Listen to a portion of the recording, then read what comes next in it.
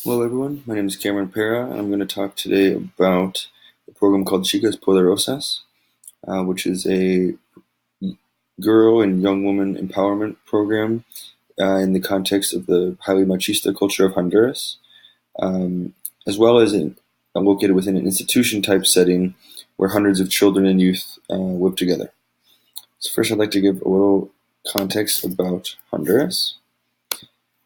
Honduras is located in Central America. I've included a map here for those who are less familiar with the region. It is a small country, a population of just over 9 million, and it is also a poor country. The GDP per capita uh, being just over $5,000 as of last year. For reference, the United States is $59,000 per capita GDP. Honduras is ranked 170th in the world. Population-wise, one-third of Honduras' population is ages 0 to 14. Over a fifth, over 20% of the population is age 15 to 24. So it's a quite young country. Population growth has slowed since the 1990s, but remains high today at nearly 2% annually. Consequently, Honduras' young adult population, age 15 to 29, is projected to continue growing rapidly for the next 30 years or so.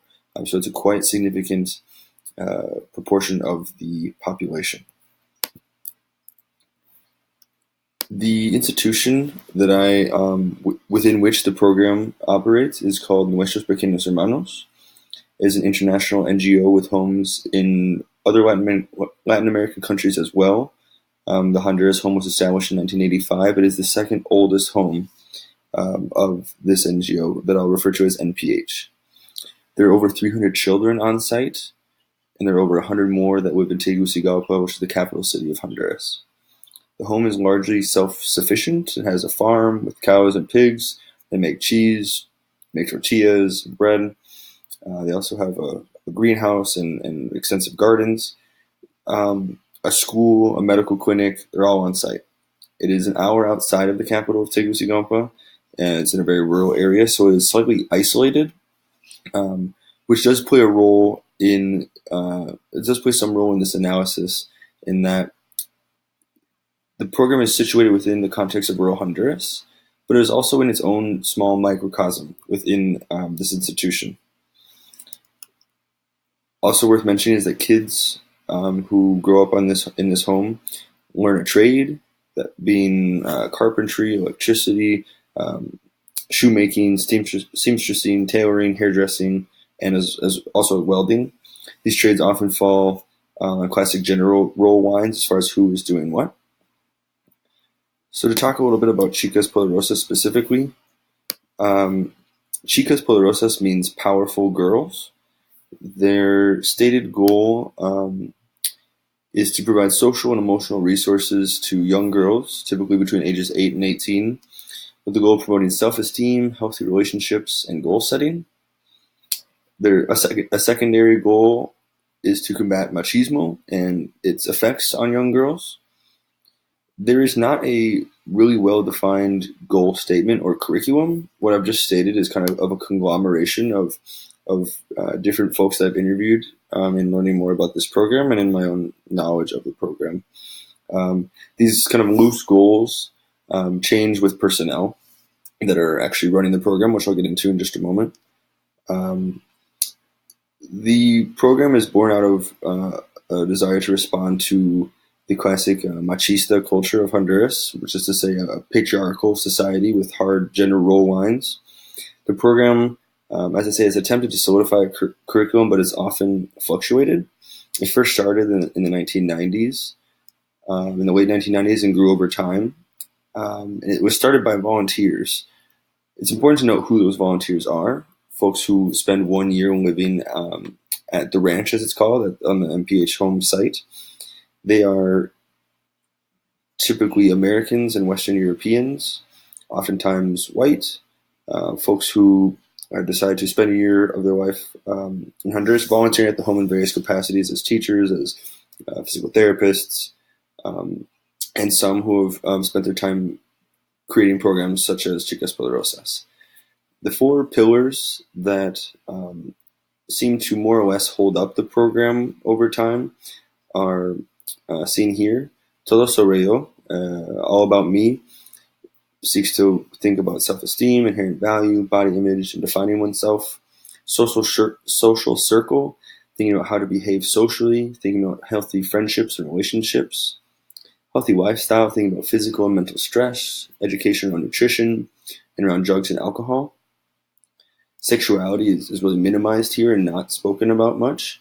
Neither are LGBTQ needs. The ranch is really not a environment that promotes discussion about this. It's a Catholic institution, and also in the context of Honduras, it's something that's not discussed very much.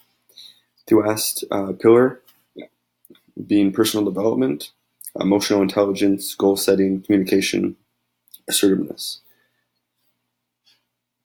So my approach in thinking about this program, the perspective kind of the program itself seems to be born out of the GAD approach to gender and education, to not educate for society's sake, as with WID, but really for the sake of the individual. It's also coming from a capabilities approach, the ethic individual, attempting to promote agency by promoting self-esteem, positive relationships, good health, personal development. The goal being girls being able to self-determine more than follow, quote, a common path. Something that GAD and the capability approach have in common is the idea is to empower and help girls overcome barriers. The way I mentioned the common path. One thing that has come up a lot is that early pregnancy seems to be one of the main barriers that are being addressed by this program. However, without explicit sexual education. My kind of perspective thinking about this program is coming with a critical view of neocolonialism. However, not critical of any economic or military influence, but more of a cultural or political critique of the implementers of the program, and that those implementers are generally white Americans and Europeans. And I also bring to my perspective also includes some of the critiques of GAD, specifically around the involvement of boys and men or the lack thereof. So my analysis includes, on the one hand, as Murphy Graham found actually in Honduras, women are able to negotiate more equity in their intimate relationships after participating in an innovative secondary education program with some similarities to the Chicas Poderosas program. This is to suggest that such approaches boost self-esteem, that discussing self-determination can have positive effects in this society. It is interesting that her work took place in Honduras, but it's important to note that the program and the study took place in the coastal region within a Garifuna community, which is an indigenous group, which has significant differences from the larger mestizo Honduran society. However, Stephanie Barrick also points out that, quote, engaging men and boys helps create awareness of the damage caused to both sexes by gender stereotypes, norms, and attitudes, which limit choices in behavior and penalize individuals who refuse to conform to particular societal standards. This is to say that engaging men and boys is an important component, or should be an important component, and that purely engaging girls may not be sufficient. Eric Anderson's discussion about inclusive masculinity theory, which is a response to Cano's hegemonic masculinity theory, discussed that if societal norms change, so does behavior. So the failure to address societal norms, particularly in how boys understand those norms, may have a limiting effect on the effect that the program has. Another point of analysis and something I've been thinking a lot about with this program is kind of thinking about this from a neo-colonial perspective and decolonizing the program. Arur and DeJager's forthcoming publication around varying understandings of outcome. They talk about power dynamics being important and that they're often overlooked. This very much applies to the Chicas Poderosas program, in that it appears that power of the individuals facilitating the program might be overlooked or minimized. And they may also fail to nuance the power differentials between girls in the program of differing ethnicities, of differing social backgrounds, and other distinctions that have implications for those individuals um, as she moves forward navigating life. So the lack of conversation and actual discouragement from on this part of the institution of MPH around conversation around queer identities, um, silences some of the voices of these girls. The Catholic Church influence is also very much in play here. So my analysis and recommendations in thinking about this program are to think about the local leadership, to make efforts to reduce the imposition, and to try to smooth power dynamics by transferring ownership of the program from the volunteers who are there temporarily to girls and women who can more truly identify and understand um, and really contextualize what the girls of MPH have experienced and will experience. And that moves as well then to continuity as well, to promote more continuity within the program and reduce these temporary um, what could be called white saviors that are involved for relatively short periods of time, thinking about power dynamics and their influence as outsiders. And lastly, to consider engaging boys in the conversation, being conscious, helping boys and men for that matter to be conscious of their role in society and within the gates of the MPH home, um, is quite important and should not be overlooked.